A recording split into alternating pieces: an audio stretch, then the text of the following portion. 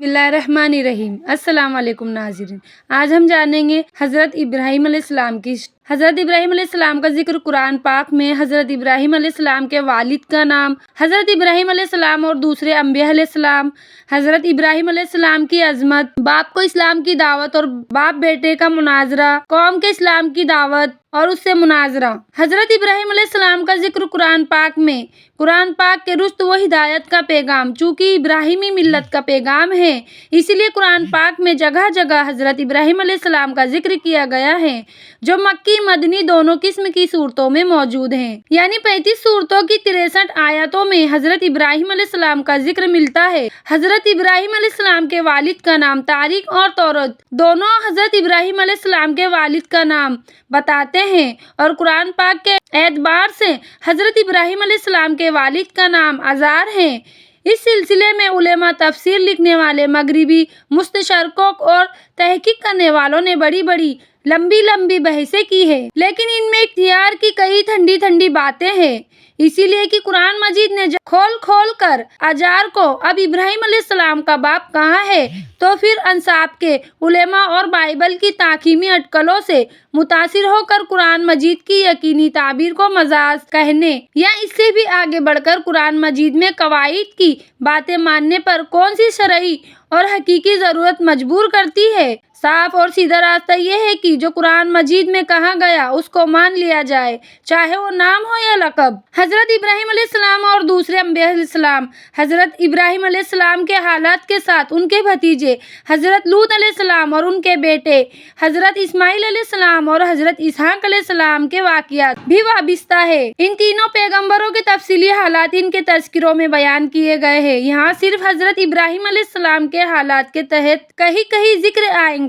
حضرت ابراہیم علیہ السلام کی عظمت، حضرت ابراہیم علیہ السلام کی شان کی اس عظمت کے پیش نظر جو نبیوں اور رسولوں کے درمیان ان کو حاصل ہے، قرآن مجید میں ان کے واقعات کو الگ اسلوب کے ساتھ جگہ جگہ بیان کیا گیا ہے۔ ایک جگہ پر اگر تھوڑے میں ذکر ہے تو دوسری جگہ تفصیل سے تذکرہ کیا گیا ہے، اور کچھ جگہوں پر ان کی شان اور خوبی کو سامنے رکھ کر ان کی شخصیت کو نمایاں کیا گیا ہے۔ توریت یہ بتاتی ہے کہ حضرت ابراہیم علیہ السلام عراق کے قصبہ عر کے باشندے تھے اور اہل حدان میں سے تھے، اور ان کی قوم بت پرست تھی، جبکہ انجیل میں صاف لکھا ہے کہ ان کے والد نجاری کا پیشہ کرتے تھے اور اپنی قوم کے الگ قبیلوں کے لیے لکڑی کے بت بناتے اور بیچا کرتے تھے، مگر حضرت ابراہیم علیہ السلام کو شروع سے ہی حق کی بصیرت اور رشد و ہدایت عطا فرمائی، اور وہ یہ یقین رکھتے تھے کہ بت نہ دیکھ سکتے ہیں، نہ سن سکتے ہیں، اور نہ کسی کی پکار کا جواب دے سکتے ہیں،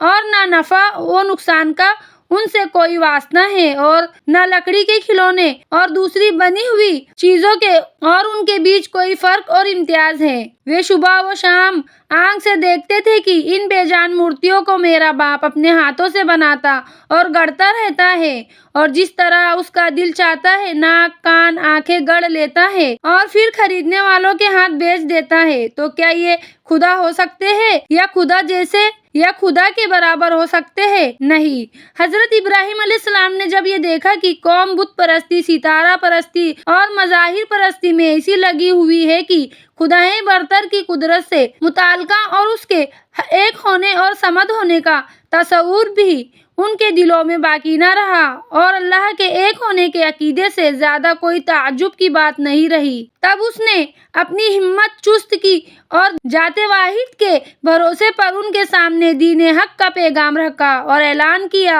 اے قوم، یہ کیا ہے جو میں دیکھ رہا ہوں کہ تم اپنے ہاتھ سے بنائے ہوئے بتوں کی پرستش میں لگے ہوئے ہو؟ کیا تم اس قدر غفلت کے خواب میں ہو کہ جس بے جان لکڑی کو اپنے ہتھیاروں سے گڑھ کر مورتیاں تیار کرتے ہو، اگر وہ مرضی کے مطابق نہ بنے تو ان کو توڑ کر دوسرے بنا لیتے ہو؟ بنا لینے کے بعد پھر انہی کو پوجنے اور نفع نقصان کا مالک سمجھنے لگتے ہو؟ تم اس خرافات سے باز آ جاؤ، اللہ کی توحید کے نظم گاؤ اور اس ایک حقیقی مالک کے سامنے سر نیاز جھکاؤ جو میرا اور تمہارا کل کائنات کا خالق و مالک ہے۔ مگر قوم نے اس کی آواز پر بالکل دھیان نہ دھرا، اور چونکہ حق سننے والے کان اور حق دیکھنے والی نگاہ سے محروم تھی، اسی لیے اس نے جلیل القدر پیغمبر کی دعوت حق کا مذاق اڑایا اور زیادہ سے زیادہ تمرد و سرکشی کا مظاہرہ کیا۔ باپ کو اسلام کی دعوت اور بیٹے کا مناظرہ۔ حضرت ابراہیم علیہ السلام دیکھ رہے تھے کہ شرک کا سب سے بڑا مرکز خود ان کے اپنے گھر میں قائم ہے اور آزار کی بت پرستی اور بت سازی پوری قوم کے لیے ایک دھوری بنی ہوئی ہے۔ اسی لیے فطرت کا تقاضا ہے کہ حق کی ایک دعوت اور سچائی کے پیغام کے فرض کی ادائیگی کی شروعات گھر سے ہی ہونی چاہیے۔ اسی لیے حضرت ابراہیم علیہ السلام نے سب سے پہلے اپنے والد آزار ہی کو مخاطب کیا اور فرمایا، اے باپ، خدا پرستی اور معرفت الہی کے لیے جو راستہ تو نے اپنایا ہے، جسے آپ باپ دادا کا پرانا راستہ بتاتے ہیں، یہ گمراہی اور بت پرستی کا راستہ ہے اور سیدھا راستہ راہ حق ہے، صرف وہی ہے جس کی میں دعوت دے رہا ہوں۔ اے باپ، توحید ہی نجات کا سر چشمہ ہے، نہ کہ تیرے ہاتھ کے بنائے گئے بتوں کی پوجا اور عبادت۔ اس راہ کو چھوڑ کر حق اور توحید کے راستے کو مضبوطی کے ساتھ اختیار کر تاکہ تجھ کو اللہ کی رضا اور دنیا اور آخرت کی شہادت حاصل ہو۔ مگر افسوس کی آزار پر حضرت ابراہیم علیہ السلام کی نصیحتوں کا بالکل کوئی اثر نہیں ہوا، بلکہ حق قبول کرنے کے بجائے آزار نے بیٹے کو دھمکانا شروع کیا۔ کہنے لگا کہ ابراہیم، اگر تو بتوں کی برائی سے باز نہ آئے گا تو میں تجھ کو پتھر مار مار کر ہلاک کر دوں گا۔ حضرت ابراہیم علیہ السلام نے جب یہ دیکھا کہ معاملہ حد سے آگے بڑھ گیا اور ایک طرف اگر باپ کے احترام کا معاملہ ہے تو دوسری طرف فرض کی ادائیگی، حق کی حمایت اور اللہ کے حکم کی اطاعت کا سوال ہے، تو انہوں نے سوچا اور آخر وہی کیا جو ایسے اونچے انسان اور اللہ کی جلیل القدر پیغمبر کے شائن شان تھا۔ انہوں نے باپ کی سختی کا جواب سختی سے نہیں دیا، حقیر سمجھنے اور جلیل کرنے کا رویہ نہیں برتا، بلکہ نہیں، لطف و کرم اور اچھے اخلاق کے ساتھ جواب دیا، اے باپ، اگر میری بات کا یہی جواب ہے تو آج سے میرا تیرا سلام ہے۔ میں اللہ کے سچے دین اور اس کے پیغام حق کو نہیں چھوڑ سکتا اور کسی حال میں بتوں کی پرستش نہیں کر سکتا۔ تجھ سے جدا ہوتا ہوں، مگر غائبانہ بارگاہ الہی میں بخشش طلب کرتا رہوں گا تاکہ تجھ کو ہدایت نصیب ہو اور تو اللہ کے عذاب سے نجات پا جائے۔ قوم کو اسلام کی دعوت اور اس سے مناظرہ۔ باپ اور بیٹے کے درمیان جب میل کی کوئی شکل نہ بنی اور آزار نے کسی طرح ابراہیم علیہ السلام کی رشد و ہدایت کو قبول نہ کیا تو حضرت ابراہیم علیہ السلام نے آزار سے جدائی اختیار کر لی اور اپنی حق کی دعوت اور رسالت کے پیغام کو پھیلا دیا، اور اب صرف آزار ہی مخاطب نہ رہا بلکہ پوری قوم کو مخاطب بنا دیا۔ مگر قوم اپنے باپ دادا کے دین کو کب چھوڑنے والی تھی؟ اس نے ابراہیم علیہ السلام کی ایک نہ سنی اور حق کی دعوت کے سامنے اپنے باطل معبودوں کی طرح گونگے، اندھے اور بہرے بن گئے۔ اور جب ابراہیم علیہ السلام نے زیادہ زور دے کر پوچھا کہ یہ تو بتلاؤ کہ جن کی تم پوجا کرتے ہو یہ تمہیں کسی قسم کا بھی نفع یا نقصان پہنچاتے ہیں، کہنے لگے کہ ان باتوں کے جھگڑے میں ہم پڑھنا نہیں چاہتے، ہم تو یہ جانتے ہیں کہ ہمارے باپ دادا یہی کرتے چلے آئے، اسی لیے ہم بھی وہی کر رہے ہیں۔ تب حضرت ابراہیم علیہ السلام نے ایک خاص انداز سے ایک خدا کی ہستی کی طرف توجہ دلائی اور فرمانے لگے، میں تو تمہارے ان سب بتوں کو اپنا دشمن جانتا ہوں، یعنی میں ان سے بے خوف و خطر ہو کر ان سے جنگ کا اعلان کرتا ہوں کہ اگر یہ میرا کچھ بگاڑ سکتے ہیں تو اپنی حسرت نکال لے۔ البتہ میں اس ہستی کو اپنا مالک سمجھتا ہوں جو تمام جہانوں کا پروردگار ہے،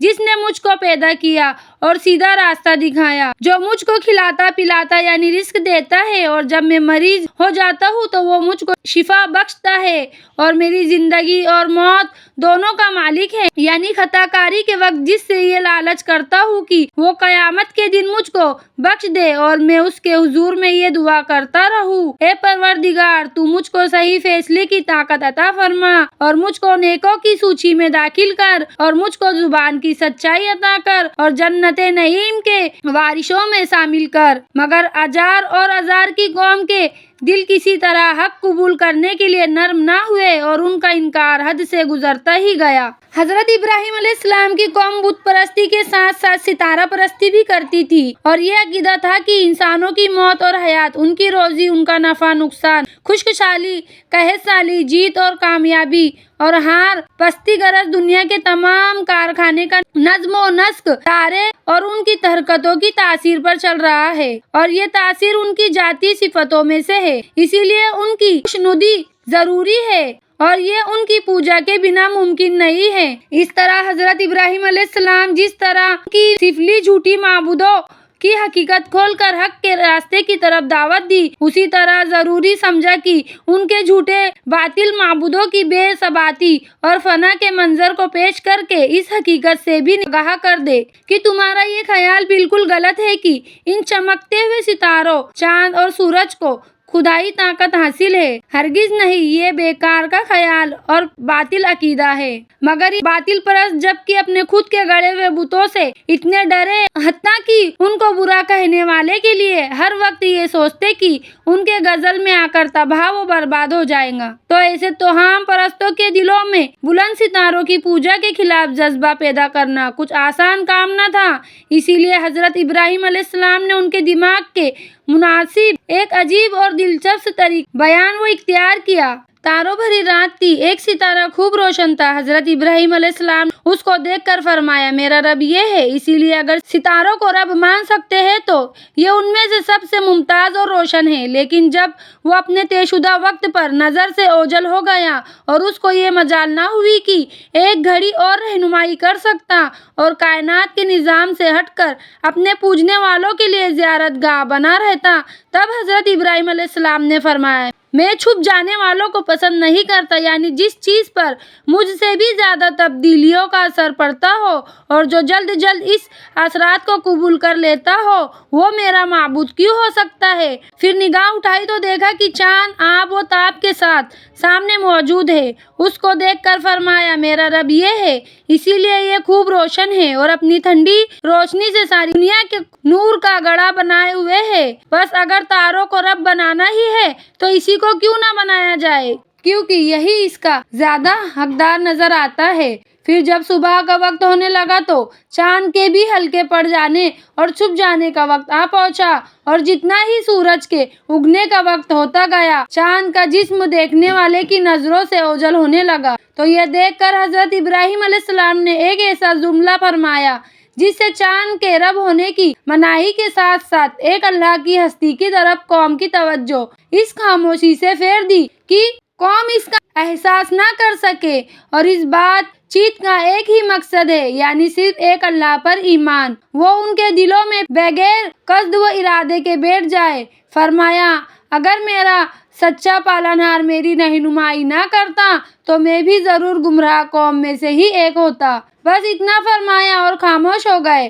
اسی لیے کہ اس سلسلے کی ابھی ایک کڑی اور باقی ہے اور قوم کے پاس ابھی مقابلے کے لیے ایک ہتھیار موجود ہے، اسی لیے اس سے زیادہ کہنا مناسب نہیں تھا۔ تاروں بھری رات ختم ہوئی، چمکتے ستارے اور چاند سب نظروں سے اوجھل ہو گئے۔ کیوں؟ اسی لیے کہ اب آفتاب عالمتاب کا رخنِ روشن سامنے آ رہا ہے۔ دن نکل آیا اور وہی پوری آب و تاب سے چمکنے لگا۔ حضرت ابراہیم علیہ السلام نے اس کو دیکھ کر فرمایا، یہ میرا رب ہے، سب سے بڑا ہے، اور نظام فلکی میں اس سے بڑا ستارہ ہمارے سامنے دوسرا نہیں ہے۔ لیکن دن بھر چمکنے اور روشن رہنے اور پوری دنیا کو روشن کرنے کے بعد مقرر وقت پر اس نے بھی عراق کی سرزمین سے پہلو بچانا شروع کر دیا اور اندھیری رات دھیرے دھیرے سامنے آنے لگی۔ آخر کار وہ نظروں سے غائب ہو گیا۔ تو اب وقت آ پہنچا کہ ابراہیم علیہ السلام اصل حقیقت کا اعلان کر دے اور قوم کو لاجواب بنا دے کہ ان کے عقیدے کے مطابق اگر ان تاروں کو رب اور معبود ہونے کا درجہ حاصل ہے تو اس کی کیا وجہ ہے کہ ہم سے زیادہ ان میں تبدیلیاں نمایاں ہیں اور یہ جلد جلد ان کے اثروں سے متاثر ہوتے ہیں، اور اگر معبود ہے تو ان میں افول چمک کر پھر ڈوب جانا کیوں ہے؟ جس طرح چمکتے نظر آتے تھے اسی طرح کیوں نہ چمکتے رہے؟ چھوٹے ستاروں کی روشنی کو چاند نے کیوں ماند کر دیا اور چاند کے چمکتے رخ کو آفتاب کے نور نے کس لیے بے نور بنا دیا؟ بس ایک قوم میں ان شرک بھرے عقیدوں سے بھری اور شرک کی زندگی سے بیزار۔ بے شک میں نے اپنا رخ صرف اسی ایک اللہ کی اور کر لیا ہے جو آسمانوں اور زمینوں کو پیدا کرنے والا ہے۔ میں حنیف ایک اللہ کی اطاعت کے لیے یکس ہوں اور مشرک شرک کرنے والا نہیں ہوں۔ اب قوم سمجھی کہ یہ کیا ہوا، ابراہیم نے ہمارے تمام ہتھیار بیکار اور ہماری تمام دلیلیں پامال کر کے رکھ دی ہے۔ اب ہم ابراہیم علیہ السلام کی اس مضبوط اور کھلی دلیل کو کس طرح رد کریں اور اس کی روشن دلیل کا کیا جواب ہے؟ وہ اس کے لیے بالکل بے بس اور پست تھے، اور جب کوئی بس نہ چلا تو قائل ہونے اور حق کی آواز کو قبول کر لینے کے بجائے حضرت ابراہیم علیہ السلام سے جھگڑنے لگے اور اپنے جھوٹے معبودوں سے ڈرانے لگے کہ وہ تیری توہین کا تجھ سے ضرور بدلہ لیں گے اور تجھ کو اس کی سزا بھگتنی پڑے گی۔ حضرت ابراہیم علیہ السلام نے فرمایا کہ تم مجھ سے جھگڑتے ہو، اپنے بتوں سے مجھ کو ڈراتے ہو، حالانکہ اللہ نے مجھ کو صحیح راستہ دکھا دیا ہے اور تمہارے پاس گمراہی کے سوا کچھ نہیں۔ مجھے تمہارے بتوں کی قطعی کوئی پرواہ نہیں، جو کچھ میرا رب چاہے گا وہی ہوگا۔ تمہارے بت کچھ نہیں کر سکتے، کیا تم کو ان باتوں سے کوئی نصیحت حاصل نہیں ہوتی؟ تم کو تو اللہ کی نافرمانی کرنے اور اس کے ساتھ بتوں کو شریک ٹھہرانے میں بھی کوئی ڈر نہیں ہوتا، جس کے لیے تمہارے پاس ایک دلیل بھی نہیں ہے، اور مجھ سے یہ امید رکھتے ہو کہ اللہ کا ماننے والا ہوں، ایک اللہ کے ماننے والا اور دنیا کے امن کا ذمہ دار ہو کر میں تمہارے بتوں سے ڈر جاؤں گا۔ کاش کہ تم سمجھتے کہ فسادی کون ہے اور کون ہے جو صلح پسند اور امن پسند ہے۔ صحیح امن کی زندگی اسی کو حاصل ہے جو ایک اللہ پر ایمان رکھتا اور شرک سے بیزار رہتا ہے اور وہی راستے پر ہے۔ بہرحال اللہ کی یہ شاندار حجت تھی جو اس نے حضرت ابراہیم علیہ السلام کی زبان سے بت پرستی کے خلاف ہدایت و تبلیغ کے بعد کواکب پرستی، تارا پرستی کے رد میں ظاہر فرمائی اور ان کی قوم کے مقابلے میں ان کو روشن اور کھلی دلیلوں سے سربلندی عطا فرمائی۔ غرض ان تمام روشن اور کھلی دلیلوں کے بعد بھی جب قوم نے اسلام کی دعوت قبول نہ کی اور بت پرستی اور کواکب پرستی میں اسی طرح پڑی رہی، تو حضرت ابراہیم علیہ السلام نے ایک دن جمہور کے سامنے جنگ کا اعلان کر دیا کہ میں تمہارے بتوں کے بارے میں ایک ایسی چال چلوں گا جو تم کو جیت کر کے ہی چھوڑیں گی۔ اس معاملے سے متعلق اصل صورتحال یہ ہے کہ جب ابراہیم علیہ السلام نے ہجر اور قوم کے لوگوں کو ہر طرح بت پرستی کے عیبوں کو ظاہر کر کے اس سے باز رہنے کی کوشش کر لی اور ہر قسم کی نصیحتوں کے ذریعے ان کو یہ بتانے میں طاقت لگا دی کہ یہ بت نہ نفع پہنچا سکتے ہیں نہ نقصان، اور یہ کہ تمہارے کاہنوں اور پیشواؤں نے ان کے بارے میں تمہارے عقلوں پر خوف بٹھا دیا ہے کہ اگر ان کے انکاری ہو جاؤ گے تو یہ غضبناک ہو کر تم کو تباہ کر ڈالیں گے۔ یہ تو اپنی آئی ہوئی مصیبت کو بھی نہیں ٹال سکتے، مگر ہجر اور قوم کے دلوں پر مطلق اثر نہ ہوا اور وہ اپنے دیوتاؤں کی خدائی طاقت کے عقیدے سے کسی طرح باز نہ آئے، بلکہ کاہنوں اور سرداروں نے ان کو اور زیادہ پکا کر دیا اور ابراہیم علیہ السلام کی نصیحت پر کان دھرنے سے سختی کے ساتھ روک دیا۔ تب حضرت ابراہیم علیہ السلام نے سوچا کہ مجھ کو رشد و ہدایت کا ایسا پہلو اختیار کرنا چاہیے جس سے لوگ یہ دیکھ لیں کہ واقعی ہمارے دیوتا صرف لکڑیوں کے اور پتھروں کی مورتیاں ہیں جو گونگی بھی ہے، بہری بھی ہے اور اندھی بھی، اور دلوں میں یہ یقین بیٹھ جائے کہ جب تک ان کے بارے میں ہمارے کاہنوں اور سرداروں نے جو کچھ کہا تھا وہ بالکل غلط اور بے سر پیر کی بات تھی اور ابراہیم ہی کی بات سچی ہے۔ اگر ایسی کوئی شکل بن گئی تو پھر میرے لیے حق کی تبلیغ کے لیے آسان راہ نکل آئیں گی۔ یہ سوچ کر انہوں نے عمل کا ایک نظام تیار کیا جس کو کسی پر ظاہر نہیں ہونے دیا، اور اس کی شروعات اس طرح کی کہ باتوں باتوں میں اپنی قوم کے لوگوں سے یہ کہے گزرے کہ میں تمہارے بتوں کے ساتھ ایک خفیہ چال چلوں گا۔ قوم کے نصیحت کے لیے بتوں سے بغاوت، گویا اس طرح ان کو تنبیہ کرنی تھی کہ اگر تمہارے دیوتاؤں میں کچھ قدرت ہے جیسا کہ تم دعویٰ کرتے ہو تو وہ میری چال کو باطل اور مجھ کو مجبور کر دے کہ میں ایسا نہ کر سکوں، مگر چونکہ بات صاف نہ تھی اس لیے قوم نے اس اور کچھ توجہ نہ دی۔ اتفاق کی بات کی قریب ہی کے زمانے میں قوم کا ایک مذہبی میلہ پیش آیا۔ جب سب اس کے لیے چلنے لگے تو کچھ لوگوں نے ابراہیم علیہ السلام سے اصرار کیا کہ وہ بھی ساتھ چلے۔ حضرت ابراہیم علیہ السلام نے پہلے تو انکار کیا اور پھر جب اس طرف سے اسراف بڑھنے لگا تو ستاروں کی طرف نگاہ اٹھائی اور فرمانے لگے میں آج کچھ بیمار سا ہوں۔ چونکہ ابراہیم علیہ السلام کی قوم کو کوکب پرستی کی وجہ سے تاروں میں کمال بھی تھا اور اعتقاد بھی، اسی لیے اپنے عقیدے کے لحاظ سے وہ یہ سمجھے کہ ابراہیم علیہ السلام کسی نئے ستارے کے برے اثر میں پھنسے ہوئے ہیں، اور یہ سوچ کر اور کسی تفصیل کو جانے بغیر وہ ابراہیم علیہ السلام کو چھوڑ کر میلہ چلے گئے۔ اب جبکہ ساری قوم بادشاہ، کاہن اور مذہبی پیشوا میلے میں مشروب اور شراب و کباب میں مشغول تھے تو حضرت ابراہیم علیہ السلام نے سوچا کہ وقت آ گیا ہے کہ اپنے عمل کے نظام کو پورا کروں اور آنکھوں سے دکھا کر سب پر واضح کر دوں کہ ان کے دیوتاؤں کی حقیقت کیا ہے۔ وہ اٹھے اور سب سے بڑے دیوتا کے ہیکل میں پہنچے۔ دیکھا تو وہاں دیوتاؤں کے سامنے قسم قسم کے حلووں، پھلوں، میووں اور مٹھائیوں کے چڑھاوے رکھے تھے۔ ابراہیم علیہ السلام نے طنز بھرے لحاظ میں چپکے چپکے ان مورتیوں سے خطاب کر کے کہا کہ یہ سب کچھ موجود ہے، ان کو کھاتے کیوں نہیں؟ اور پھر کہنے لگے میں بات کر رہا ہوں، کیا بات ہے کہ تم جواب نہیں دیتے؟ اور پھر ان سب کو توڑ پھوڑ ڈالا اور سب سے بڑے بت کے کاندھے پر تیر رکھ کر واپس چلے گئے۔ جب لوگ میلے سے واپس آئے تو ہیکل میں بتوں کا یہ حال پایا بہت بگڑے اور ایک دوسرے سے پوچھنے لگے کہ یہ کیا ہوا اور کس نے کیا؟ ان میں وہ بھی تھے جن کو سامنے حضرت ابراہیم علیہ السلام کہہ چکے تھے۔ انہوں نے فوراً کہا کہ یہ اس آدمی کا کام ہے جس کا نام ابراہیم ہے، وہی ہمارے دیوتاؤں کا دشمن ہے۔ کاہنوں اور سرداروں نے یہ سنا تو غم و غصے میں لال ہو گئے اور کہنے لگے اس کو مجمع کے سامنے پکڑ کر لاؤ تاکہ سب دیکھیں کہ مجرم کون آدمی ہے۔ ابراہیم علیہ السلام سامنے لائے گئے تو بڑے رعب و داپ سے انہوں نے پوچھا کیوں ابراہیم، تم نے ہمارے دیوتاؤں کے ساتھ یہ سب کچھ کیا ہے؟ ابراہیم علیہ السلام نے دیکھا کہ اب وہ بہترین موقع آ گیا ہے جس کے لیے میں نے یہ تدبیر اختیار کی۔ مجمع موجود ہے، لوگ دیکھ رہے ہیں کہ ان کے دیوتاؤں کا کیا حشر ہو گیا، اسی لیے اب کاہنوں، مذہبی فیشکاؤں کو لوگوں کی موجودگی میں ان کے باطل عقیدے پر شرمندہ کر دینے کا وقت ہے۔ تو عام لوگوں کو آنکھوں دیکھتے معلوم ہو جائے کہ آج تک ان دیوتاؤں سے متعلق جو کچھ ہم سے کاہنوں اور پجاریوں نے کہا تھا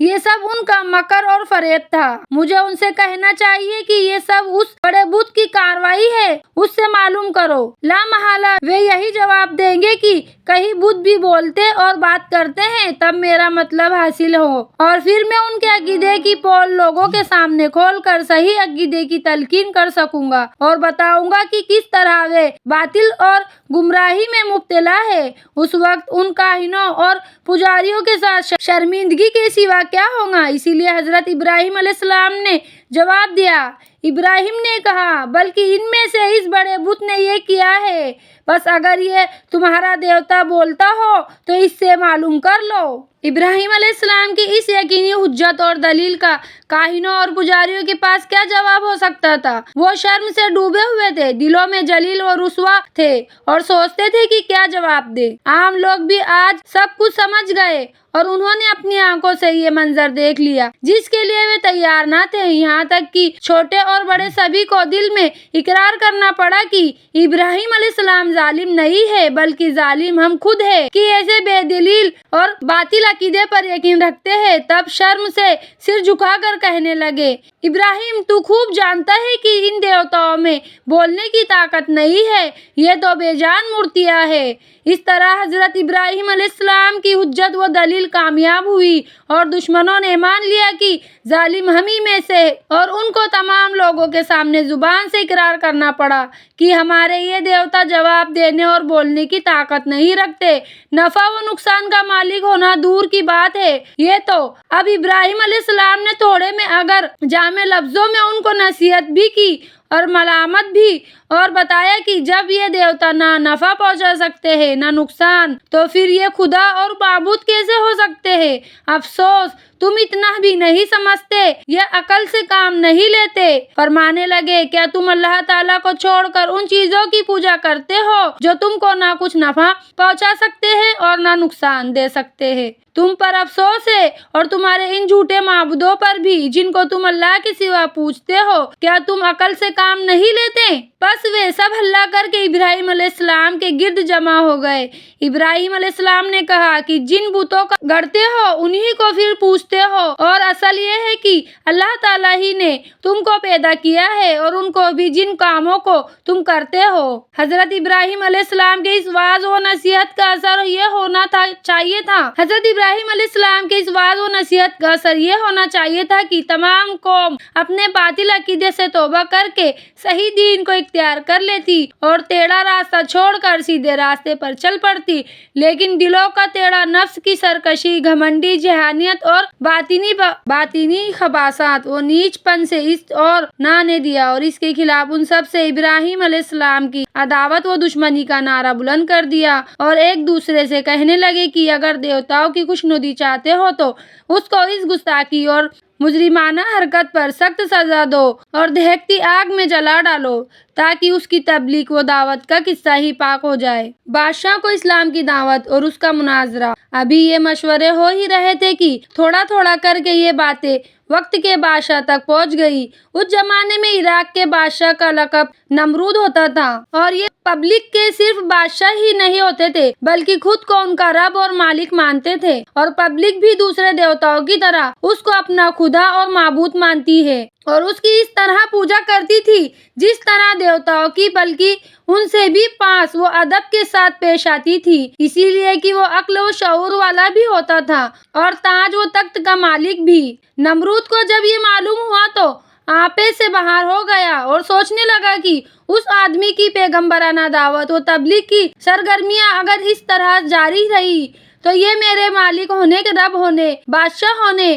اور اللہ ہونے سے بھی سب پبلک کو دور کر دے گا، اور اس طرح باپ دادا کے مذہب کے ساتھ ساتھ میری یہ حکومت بھی گر جائیں گی، اسی لیے اس قصے کا شروع ہی میں ختم کر دینا بہتر ہے۔ یہ سوچ کر اس نے حکم دیا کہ ابراہیم کو ہمارے دربار میں حاضر کرو۔ ابراہیم علیہ السلام سے معلوم ہوا یہ سوچ کر اس نے حکم دیا کہ ابراہیم علیہ السلام کو ہمارے دربار میں حاضر کرو۔ ابراہیم علیہ السلام سے معلوم کیا کہ تو باپ دادا کے دین کی مخالفت کس لیے کرتا ہے اور مجھ کو رب ماننے سے تجھے کیوں انکار ہے؟ ابراہیم علیہ السلام نے کہا کہ میں ایک اللہ کو ماننے والا ہوں، اس کے علاوہ کسی کو اس کا شریک نہیں مانتا، ساری کائنات اور تمام عالم اسی کی مخلوق ہے اور وہی ان سب کو پیدا کرنے والا اور مالک ہے۔ تو بھی اسی طرح ایک انسان ہے جس طرح ہم سب انسان ہیں، پھر تو کس طرح رب یا خدا ہو سکتا ہے اور کس طرح یہ گونگے بہرے لکڑی کے بت خدا ہو سکتے ہیں؟ میں صحیح راہ پر ہوں اور تم سب غلط راہ پر ہو،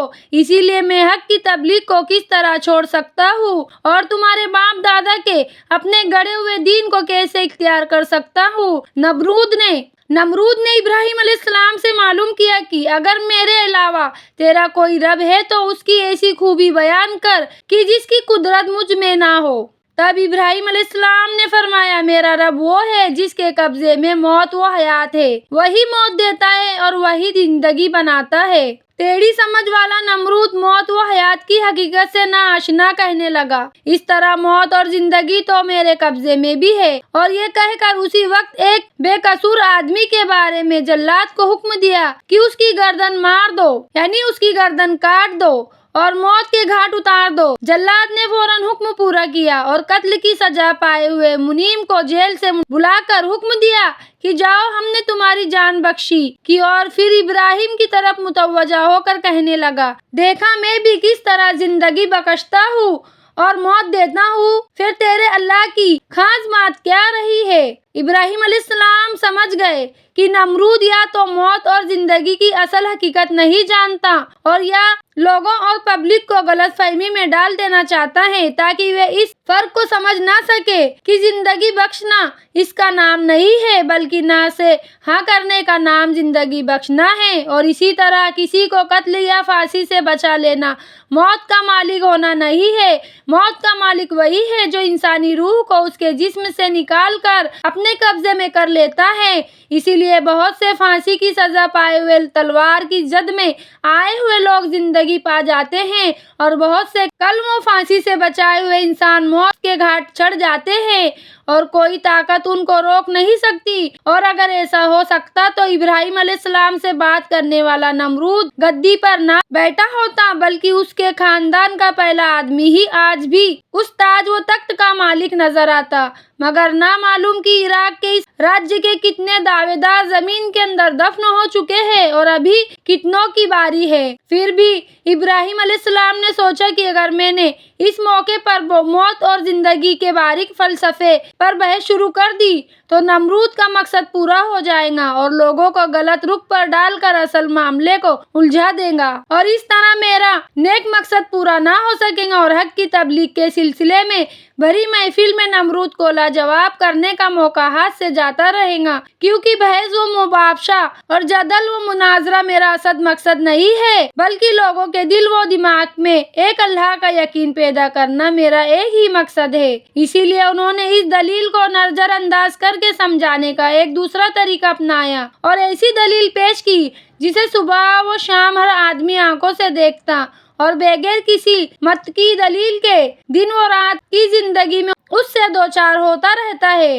ابراہیم علیہ السلام نے فرمایا، میں اسی ہستی کو اللہ تعالیٰ کہتا ہوں جو ہر دن سورج کو پورب سے لاتا اور مغرب کی طرف لے جاتا ہے۔ بس اگر تو بھی اسی طرح خدائی کا دعویٰ کرتا ہے تو اس کے خلاف سورج کو مغرب سے نکال اور مشرق میں چھپا۔ یہ سن کر نمرود گھبرا گیا اور اس سے کوئی جواب نہ بن پڑا، اور اس طرح ابراہیم علیہ السلام کی زبان سے نمرود پر اللہ کی حجت پوری ہوئی۔ نمرود اس دلیل سے گھبرایا کیوں اور اس کے پاس اس کے مقابلے میں غلط سمجھنے کی گنجائش کیوں نہ رہی؟ یہ اس لیے کہ ابراہیم علیہ السلام کی دلیل کا حاصل یہ تھا کہ میں ایک ایسی ہستی کو اللہ مانتا ہوں جس کے بارے میں میرا عقیدہ یہ ہے کہ یہ ساری کائنات اور اس کا سارا نظام اسی نے بنایا ہے، اور اس نے اسے پورے نظام کو اپنی حکمت کے قانون میں ایسا کس دیا ہے کہ اس کی کوئی چیز مقرر جگہ سے پہلے اپنی جگہ سے ہٹ نہیں سکتی اور نہ ادھر ادھر ہو سکتی ہے۔ تم اس پورے نظام میں سے سورج ہی کو دیکھو کہ دنیا اس سے کتنے فائدے حاصل کرتی ہے، ساتھ ہی اللہ نے اس کے نکلنے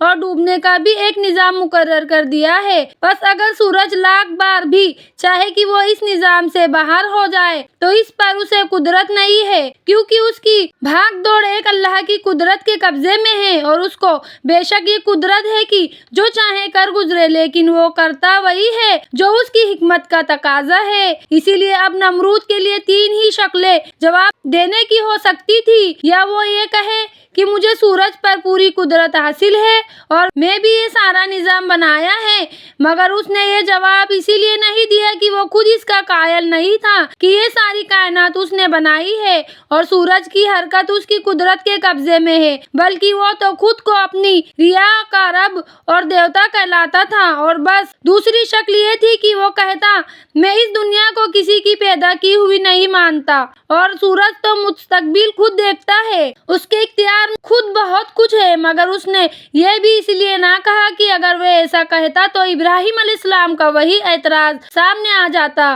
جو انہوں نے سب کے سامنے سورج کے رب ہونے کے خلاف اٹھایا تھا، کہ اگر وہ رب ہے تو عبادت کرنے والے اور پجاریوں سے زیادہ اس معبود اور دیوتا میں تبدیلیاں اور فنا کے اثرات کیوں موجود ہے؟ رب کو فنا اور تبدیلی سے کیا واسطہ؟ اور کیا اس کی قدرت میں یہ ہے کہ اگر وہ چاہے تو مقرر وقت سے پہلے یا بعد نکلے یا ڈوب جائیں؟ تیسری شکل یہ تھی کہ ابراہیم علیہ السلام کے چیلنج کو قبول کر لیتا اور مغرب نکال کر دکھا دیتا، مگر نمرود چونکہ ان تینوں شکلوں میں جواب دینے کی قدرت نہ رکھتا تھا، اسی لیے پریشان اور لاجواب ہو جانے کے علاوہ اس کے پاس کوئی دوسرا راستہ ہی نہیں بچا۔ گرچہ حضرت ابراہیم علیہ السلام نے سب سے پہلے اپنے والد آزار نے سے اسلام کے سلسلے کی بات کہی، حق کا پیغام سنایا اور سیدھا راستہ دکھلایا، اس کے بعد عام لوگ اور سب لوگوں کے سامنے حق کو مان لینے کے لیے فطرت کے بہترین اصول اور دلیل پیش کیے، نمی سے مگر مضبوط اور روشن حجت اور دلیل کے ساتھ ان پر حق کو واضح کیا، اور سب سے آخر میں بادشاہ نمرود سے مناظرہ کیا اور اس پر روشن کر دیا کہ رب ہونے اور معبود ہونے کرنے کا حق صرف اللہ ہی کے لیے سب سے مناسب ہے، اور بڑے سے بڑے شہنشاہ کو بھی یہ حق نہیں ہے کہ وہ اس کی برابری کا دعویٰ کرے، کیونکہ وہ اور کل دنیا اسی کی مخلوق ہے اور وجود و عدم کے قید و بند میں گرفتار، مگر اس کے باوجود کہ بادشاہ، احزار اور عام لوگ حضرت ابراہیم علیہ السلام کی دلیلوں سے لاجواب ہوتے اور دلوں میں قائل، بلکہ بتوں کے واقعے میں تو زبان سے اقرار کرنا پڑا کہ ابراہیم علیہ السلام جو کچھ کہتا ہے وہی حق ہے اور صحیح و درست بھی۔ ان میں سے کسی نے سیدھے راستے کو نہ اپنایا اور حق قبول کرنے سے بچتے رہے، اور اتنا ہی نہیں بلکہ اس کے خلاف اپنی ندامت اور ذلت سے متاثر ہو کر بہت زیادہ غیظ و غضب میں آ گئے، اور بادشاہ سے رعایا تک سب نے ایک ہو کر فیصلہ کر لیا کہ دیوتاؤں کی توہین اور باپ دادا کے دین کی مخالفت میں ابراہیم علیہ السلام کو دہکتی آگ میں جلا دینا چاہیے، کیونکہ ایسا سخت مجرم کی سزا یہی ہو سکتی ہے، اور دیوتاؤں کو حقیر سمجھنے کا بدلہ اسی طرح لیا جا سکتا ہے۔ دوسرا پارٹ ہم نیکسٹ ویڈیو میں دیکھیں گے۔ ویڈیو کو پورا دیکھیں اور کمنٹ کر کے ضرور بتائیں کہ آپ کو یہ ویڈیو کیسی لگی۔